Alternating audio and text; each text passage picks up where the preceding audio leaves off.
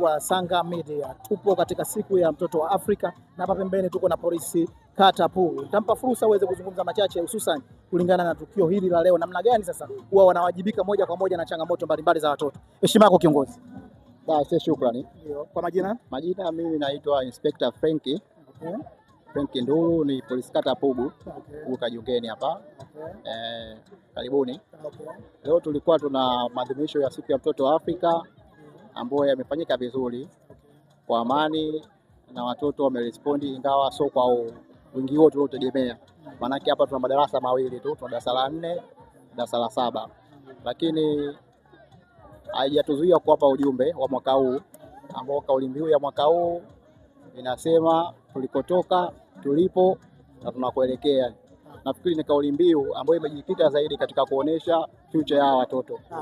Na future yao inaanzia leo, ili wana watoto ambao wapo katika malezi mazuri na ambao ni tegemeo la baadaye, lazima future yao ianzie hapa tulipo sasa hizi.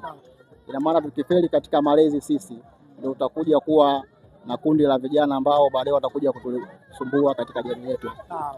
Na malezi mazuri yanaanzia ngazi ya familia.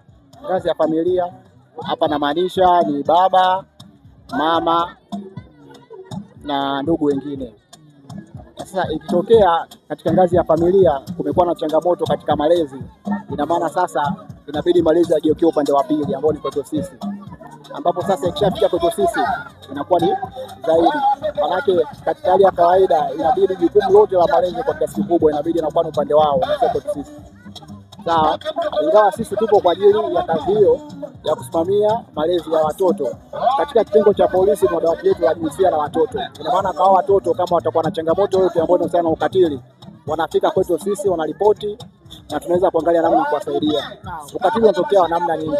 Unatokea hawa watu ambao ni wakaribu pia. Kuna wengine wanakuwa sio waaminifu, wanafanyia ukatili. Kwa hiyo kama wanafanyia ukatili na watu ambao ni wakaribu, ina maana sasa sisi polisi inabidi tunafanyaje? Tunaingilia kati. Kuna watu wanaofanyia ukatili na wazazi wao wenyewe. Especially kina baba. Kuna matukio tunayapata mawili matatu ambao unakuta ni wazazi kabisa wanafanyia ukatili watoto wao wa kike. Na hawa sio baba wa kufikia, ni baba mzazi ndio anafanya matukio. Sasa tunapokuwa na watoto na wazazi kama hawa, tunakuwa wakali na tunawachukulia hatua kali sana. Maana hao kama mzazi unashindwa kutoa malezi bora kwa mtoto, alee nani sasa, na ndio ndio duniani. Sawa mkuu. Kwa hiyo tuna dawati letu kwa ajili ya kazi hiyo na tunao vizuri, tunatafuta ushahidi na kila kitu kinapokwenda sawa, mtu anahukumiwa na anapata haki yake kwa ngazi ya sheria. Nafikiri mpaka hapo tutakuwa tumeelewana, na tunashukuru kwa kuja kwetu, kuja kuangalia tukio letu na shughuli imesha vizuri, na hapa mbele tunapatia kazi nzuri mpaka sasa.